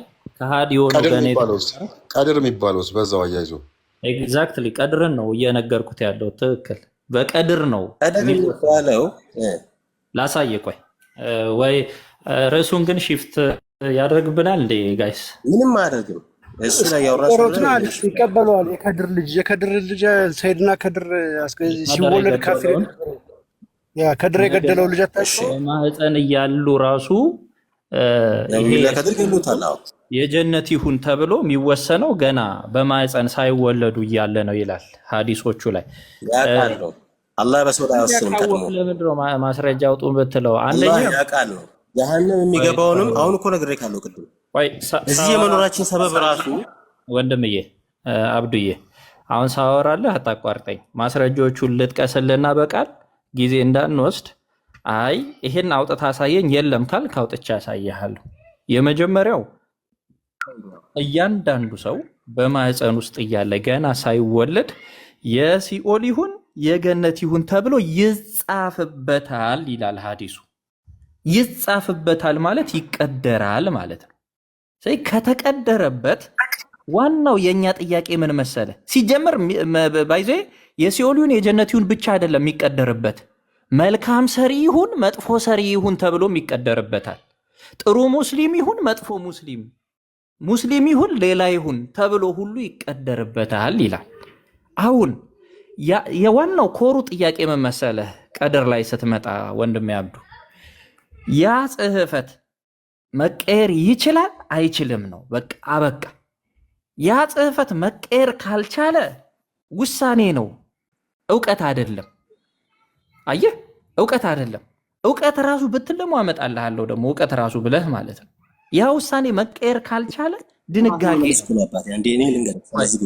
አሁን በጥያቄ ላይ ጥያቄ ነው። አንዱም ሳይጠየቅ እያለፈ ነው ሳይመለስ። አሁን ስለዚህ መጽሐፍ ስታወራ ለውህል ማፉዝ የሚባል መጽሐፍ አለ። እንትን ጠይቃለህ። ሁለተኛ ላይ ይሄን አንደኛውን ጠይቀኸኛል። ተለቀደሩ ላስረዳ አልጠየኩም። መልስ ነው እየመለስኩ ያለሁት። ጥያቄ ነው መልስ እያረክብኝ እኮ ነው። ሁሉንም አንድ ላይ እየጠየቅ እኔ እየመለስኩልህ አይደለም ወንድምዬ፣ ግን መልስ አለው። እኔ አሁን እኮ መልስ ምናምን ሳይሆን ያልኩህ እነዚህ ማስረጃዎች የማታውቃቸው ከሆነ ምላሽ ትሰጣለህ ነው ያልኩ። ስለዚህ አንድ ጊዜ አዳምጠኝ። አሁን ከድር የገደለው ሕፃን ልጅ ጋር እንምጣ። ከድር የገደለው ሕፃን ልጅ በቁርአንም የተጠቀሰ ነው ይሄ ታሪክ። ከድር ያን ሕፃን ልጅ ከገደለው በኋላ ለምን ገደለው የሚለውን ምክንያት ሐዲሱ ያብራራል። ምን ይለናል? ገና ሲፈጠር ሳለ ገና ከእናቱ ማህፀን ሲወጣ ሳለ ከሃዲ ሆኖ ነው የተወለደው ይለናል ሐዲሱ። ስለዚህ በእስልምና ምን ተብሎ ይታመናል? አንድ ሕፃን ልጅ ገና ከእናቱ ማህፀን ሲወጣ ከሃዲ ነው ወይ ደግሞ እንዲህ ነው ተብሎ ተወስኖበት ነው የሚወጣው። ካፊር ይሆናል ተብሎ ተወስኖበት አለ ወስኖበት ነው የሚያስወጣው። አሁን እዚህ ጋር ስትመጣ እውቀት ነው ካልከኝ ራስን ቁልፍ ውስጥ ትከታለህ። በግልጽ ነው የምነግርህ። ምን አይነት ቁልፍ ውስጥ መሰለ የምትከተው? እውቀት ነው ቀድር የሚባለው ካልከኝ አሁን አላህ የዚህን ሕፃን ልጅ ምኑን ነው ያወቀው? ተመልከቱ ጋይስ፣ እውቀት ተብሎ የተጠቀሰው ምኑ ነው? አድጎ ካፊር ይሆናል፣ አድጎ ከሃዲ ይሆናል ነው እውቀት ከተባለ። ግን ያ ልጅ እኮ በሕፃንነቱ ሞተ። ስለዚህ አላደገም። ስለዚህ አላህ አያውቅም ማለት ነው። አያችሁ፣ አድጎ ገና አድጎ ምን ይሆናል ተብሎ ነው የተገደለው? ከሃዲ ይሆናል። ሳያድግ ሞተ ያ ሕፃን ልጅ ማለት ነው። ስለዚህ አድጎ ከሃዲ ይሆናል የሚለው እውቀት አይደለም ማለት ነው። የማይሆን ነገር ነው። ኢትስ ጀስት አን አሰምፕሽን፣ ጥርጣሬ ወይም ግምት ነው ወይም መላምት ነው። ልክ የሰው ልጅ በዚህ በኩል ከሄደ እንዲህ ይሆናል፣ በዛ በኩል ከሄደ እንዲህ ይሆናል እንደሚለው አይነት ማለት ነው። ትክክለኛ የፈጣሪ እውቀት ግን ምንድን ነበር የሚሆን የነበረው? በሕፃንነቱ ይሞታል፣ አለቀ። አያችሁ፣ በሕፃንነቱ ይሞታል የሚለው ነበረ ቀድር የሚሆን የነበረው። ይሄ ልጅ ግን የተቀደረበት አድጎ ከሃዲ ይሆናል ነው። አላደገም። ስለዚህ ቀድር ምን ሆነ ማለት ነው? ውሸት ሆነ። እዚህ ጋር ስትመጡ እውቀት የሚለው ነገር አይሰራም። ሲቀጥል ይሄ ሕፃን ልጅ ገና ሲወለድ ሳለ ከሃዲ ሆኖ ነው የተወለደው ነው። አድጎ አይደለም ከሃዲ ሆነው። ገና ሕፃን ሲወለድ ሳለ ከሃዲ ነበረ ነው የሚለው። ስለዚህ አድጎ ከሃዲ ይሆናል የሚለው ራሱ አይሰራም። ስለዚህ ይሄኛውን እውቀት ካልክም ምንም ካልክም ምላሽን እንሰጣል።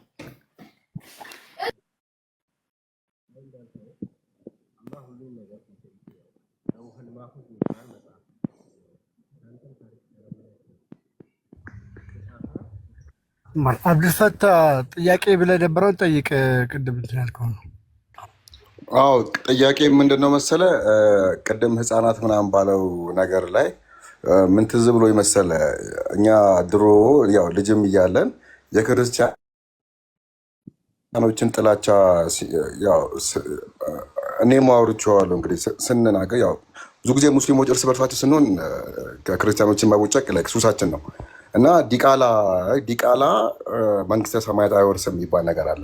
ዲቃላ መንግስተ ሰማያት አይወርስም የሚል ያው መጽሐፍ ቅዱስ ውስጥ አለ መሰለኝ። ይሄ ከምን ጋር ይታያል? ያ ህፃን ልጅ እንግዲህ ዲቃላ የሆነው ልጁ ፈልጎት አይደለም፣ ያው የሚባል በትክክልም ፈልጎት አይደለም። በቃ ተወለደ። የዲቃላ ልጅ በመሆኑ ብቻ መንግስተ ሰማያትን አይወርስም የሚባል ነገር አለ። መንግስተ ሰማያት ማለት ራሱ ምን እንደሆነ በአንድ ላይ ብትነግሩ ይብናሉ መልሱለት። በመጀመሪያ ግን ያህል ትልቁ ማሳያ ነው መንግስተ ሰማያት ብለው እንደዛ እና በዛ አካባቢ ያንን ሁሉ ህዝብ የሚሰብኩት ውሸት በምን ያህል ሌብል አጣሞን ግልጽ የሆነ ውሸት አሁን ተከፍቶ ታየዋለህ አንተ። ግልጽ የሆነ ውሸት እንደሚሰብኩ ማሳያ ነው። የእግዚአብሔር ጉባኤ ነው መሰለኝ የሚለው የእግዚአብሔር ጉባኤ ብቻ ይላል የሆነ ነገር። እንደዛ ነው የሚሉት። አንተ ብቻ አይደለህም፣ ሁሉም ሙስሊሞች ሴቭ ያደረጉት እንደ ሲያነቡት ምናምን ልብ አይሉትም እንጂ እንዳለ ማለት ትችላለህ። ሴቭ ያደረጉት መንግስተ ሰማያት ነው።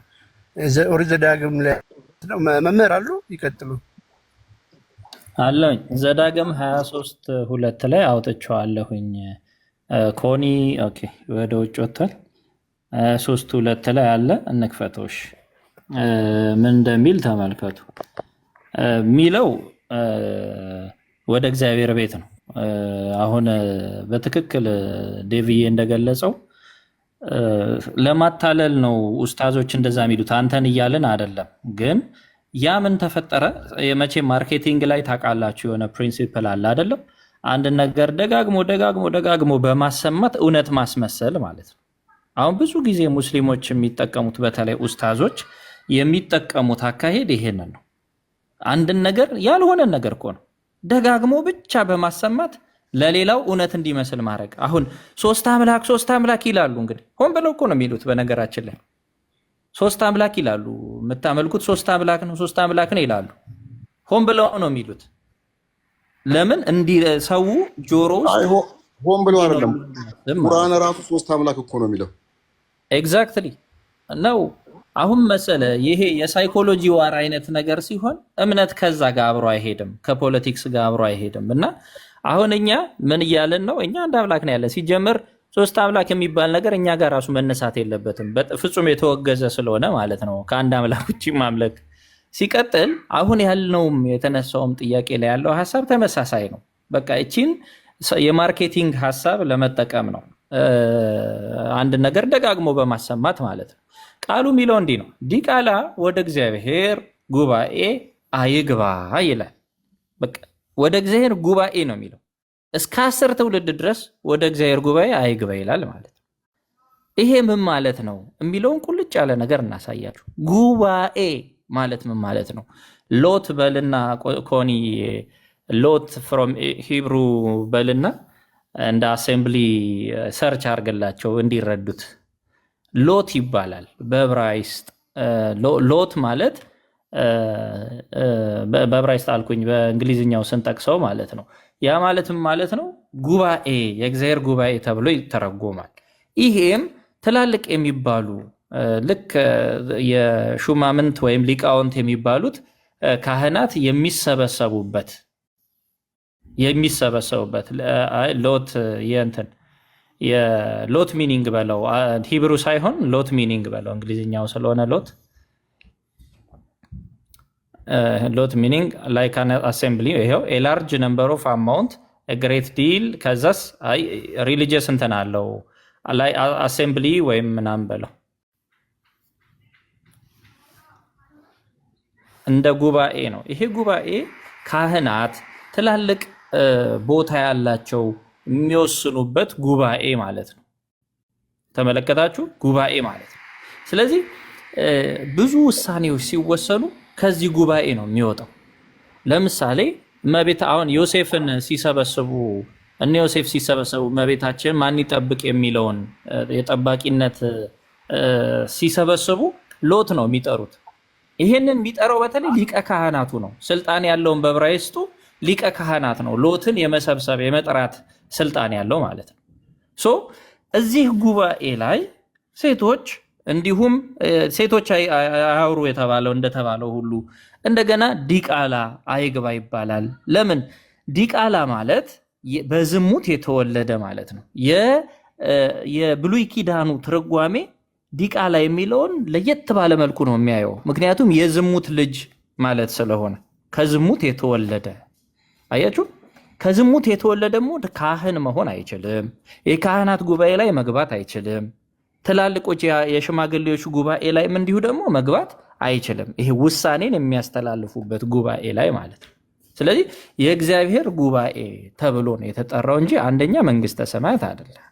እንደዛማ ካለን እኮ እንደውም ብዙ ነገር ማንሳት ይቻላል። በነገራችን ላይ ከአንዳንድ ታሪኮችንም ማንሳት እንችላለን። አሁን የይሁዳን ታሪክን ብናነሳ የትዕማርን ታሪክ ብናነሳ ወዘተ እኮ ብዙ ነገሮች የሚነሱ አሉ። ስለዚህ በግልጽ የምናየው ወደ እግዚአብሔር ጉባኤ አይግባ ነው እንጂ ወደ መንግስተ ሰማያት አይግባ አይደለም። ይህም የእግዚአብሔር ጉባኤ የተባለው ደግሞ ቤተክርስቲያን ማለት አይደለም። ለውሳኔ የሚቀመጡበት ጉባኤ ነው። ካህናት የሚሰበሰቡበት ጉባኤ ነው። ስለዚህ የጉባኤውን ኔቸር ማወቅ ያስፈልጋል። ሴት ልጅን በጉባኤ መካከል እንዲህ ይላል ምናምን የሚሉ አሉ። ለምሳሌ ያንንም ኔቸሩን ማወቅ ያስፈልጋል። ኔቸሩ ማለት የጉባኤውን ባህሪ ማለት ነው። ያ ጉባኤ የተባለው ለምንድን ነው የሚለውን መረዳት ያስፈልጋል። ኮንቴክስቱን ካልተረዳችሁት በጣም የሚገርመኝ ነገር በተለይ ሙስሊሞች ያለ አስባበል ነዙል ቁርአን 0 እንደሆነ ታውቃላችሁ። ያለ አስባበል ነዙል ማለት ነው። ልክ እንደዛ ሁሉ በመጽሐፍ ቅዱስ ስትመጡ አሁን የቆሮንቶስ ሰዎችን እያነበበ አንድ ሰው ስለ ሴቶች የተነሳውን ይዞ እንዲህ እኮ ነው ምናምን አይልም። ለምን? ቀድሞ ያ በቆሮንቶስ ምን እየሆነ ስለነበር ነው ብሎ መረዳት ያስፈልገዋል። በቆሮንቶስ ሴቶቹ እናንተ ቁጭ በሉ እኛ እናስተምር ይሉ ነበር። አያችሁ፣ ሴቶቹ ራሳቸው ከፍ ከፍ እያደረጉ እናንተ ቁጭ በሉ እኛ እናስተምር ይሉ ነበረ፣ ወንዶቹን ማለት ነው፣ ወይም ካህናትን፣ ደቀ መዛሙርትን ወዘተ ማለት ነው። ስለዚህ ጉባኤ ላይ ተብሎ ተደነገገላቸው ማለት ነው። እንዲህ ይሁን ተብሎ በተለያዩ ጥቅሞች ወንዱንም ለመጥቀም ነው። በርግጥ ወንዱን ለመጥቀም ሲባል ማስተማር በነገራችን ላይ አሁን ለምሳሌ ይሄ አሁን ቀላል ጥፋት ነው፣ ቀላል እንትን ነው። እሱ ሳያጠፋ ቤተሰቦቹ ባጠፉበት እሱ ለምን ጉባኤም ቢሆን ለምን አይገባም ትችላለህ። ግን እኔ እዚህ ጋር ምን አይነት መልስ አለ መሰለ፣ ያው ፈጣሪ ለማስተማር ብሎ የሄደበት አካሄድ ነው በቤተሰቦቹ ጥፋት በመሆኑ ማለት ነው። በእኛ ግን በኢስላም እኮ በቤተሰቦቻችን ጥፋት ሳይሆን አንድ ሴት ልጅ የወር አበባ ስላለባት ብቻ አላህ ራሱ ባመጣባት ነገር መስጊድ አትገባም፣ ኢድ ሰላት አትሰግድም። ገብቶሃል? ሴት ልጅ ማለት ጸሎት ቦታ ሁላ አትሳተፍም ማለት ነው። በዛ ቀን የሚገኝ እድል ያመልጣታል ማለት ነው። እኛም ባኳለ እኔ በዚህ መልኩ ነበር የሚገርምህ የምመልሰው። ተቋርጦ ነው። ምናልባት ግልጽ እንዲሆንልህ ጥሩ እንትን ነው፣ ጥሩ እይታ ነው አብዱ። በጣም አፕሪሺየት አደርገዋለሁ። ለምን? አንደኛው ምክንያት እሱ ስለሆነ ማለት ነው። ፈጽመው ወደ ዝሙት እንዳይሄዱ ከማድረግ አንጻር የተሰራ ህግ ስለሆነ የጠነከረውም ለዛ ነው። ቁጥር 4 ላይ ኮን ከተመቸ ክፈተውና ቁጥር 4 ላይ መልሱን ታገኘዋለህ። የሎጥ ታሪክ ጋር ይመጣልህና ማን ነው የሎጥ ታሪክ ጋር ልጆቹ እርሱን አስክረው ሎጥን አስክረው ተገናኝተውት ነበር። ተኝተዋል ከሱ ጋር አስክረውት። ሎጥ በእኛ ነብይ አይደለም፣ ንስሐ የገባ ጻድቅ ሰው ነው። በዚህም ንስሐ ገብቷል። ገድለ አዳም ወአብርሃም ወይስሐቅ ላይ ታገኙታላችሁ። አብርሃም ቀኖናውን ሁሉ ሰጥቶታል ለሎጥ ማለት ነው። ልጆቼ አብረውኝ አስክረውኝ ሳላቀው ተኙ ብሎ በመናገሩ ማለት ነው። አሁን ከነሱ ከሎጥ በዚህ በዝሙት ምክንያት የተወለዱ 2 ሰው ልጆች አሏት፣ አሞንና ሞአብ ማለት ነው። አሁን ቁጥር 4 ላይ የሚናገር እሱን ነው። ተመልከቱ። ከግብፅ በወጣችሁ ጊዜ እንጀራና ውሃ ይዘው በመንገድ ላይ አልተቀበሏችሁምና እነዛ ሞአብና አሞን የተባሉት ህዝብ ሆነዋል፣ በዝተው ማለት ነው። እነርሱ ግን እስራኤላውያን ሊያጠፉ ነበር የሚፈልጉት። ስለዚህ የእግዚአብሔር ጉባኤ ላይ ሊገቡ አይገባም። አያችሁ፣ ይሄ ስልጣን አይገባቸውም። ከማን የተወለደ ብሎ ነው የሚናገረው? ዲቃላ ያለውን ያብራራዋል። ከማን የተወለደ ማለት ነው? ከአሞንና ከሞአብ የተወለዱት። ከነሱ የተወለዱ የእግዚአብሔር ጉባኤን አይወርሱም። አለቀ። የእግዚአብሔር ጉባኤ ውስጥ አይገቡም። ይሄ ስልጣን አይገባቸውም። ለምን? ከግብፅ በወጣችሁ ጊዜ ሊገድሏችሁ ሊያጠፏችሁ ፈልገዋልና ምግብን የሚይዘው ወጥተው አልተቀበሏችሁም። በሜሶጶጣሚያም ካለው ከፋቱራ ከቢኦር ልጅ በለዓምን ዋጋ ሰጥተው ይረግምህ ዘንድ አምጥተውብሃልና ጭራሽ እንድትጠፉ እንድትረገሙ በለዓምን በብር ሊገዙ ሞክረዋልና። ከዛስ አሞናዊና ሞአባዊ ወደ እግዚአብሔር ጉባኤ አይግባ እስከ 10 ትውልድ ድረስ ለዘላለም ወደ እግዚአብሔር ጉባኤ አይግባ ብሎ ይዘጋዋል።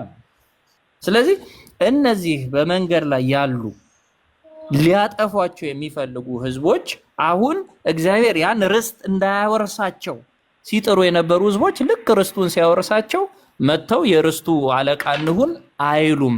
ይሄ ተገቢ አይደለም። ፍርዱ ይሄ ሌሎች ምክንያቶች የሉም ማለት ግን አይደለም።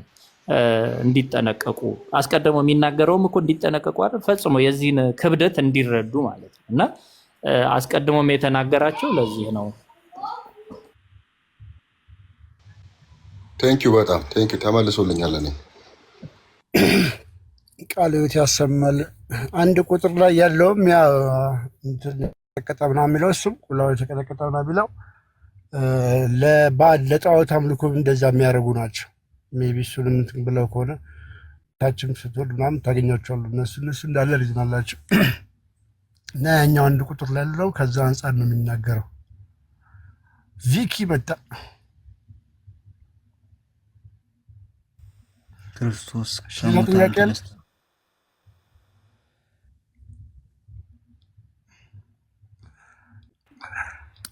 ዴቪ ምናልባት ከዛ ፊት ቪክዬ ሰላም ብያለሁ ወንድሜ፣ እንዴት አለ? አንድ ሪፍሌክሽን እሰጣለሁኝ። ቀጥል ቪክዬ፣ ሰላም በለን። አጎቴ ሰላም ብያለሁ። እንዴት አላችሁ? ይሻላላችሁ? ሁላችሁንም ክርስቶስ ከሙታን ተነስተዋል ብያለሁ። ትቀጥላላችሁ? በእውነት አንድ ብቻ ሀሳብ ልስጥ። አተልኳችሁ። አይ ኖ ኖ ኖ ኖ እዛው እንዳለ መጽሐፍ ቅዱስ ላይ አንድ የተቀመጠ ቃል አለ። በነገራችሁ ላይ በዚህኛው ሰላምታ ሙሉን ባይባልም አንድ ሰው ክርስቶስ ተንሥአ እሙታን ሲል በአማን ተንሥአ እሙታን ተብሎ በመመለስ በአጭሩ ሰላምታ ይከናወናል።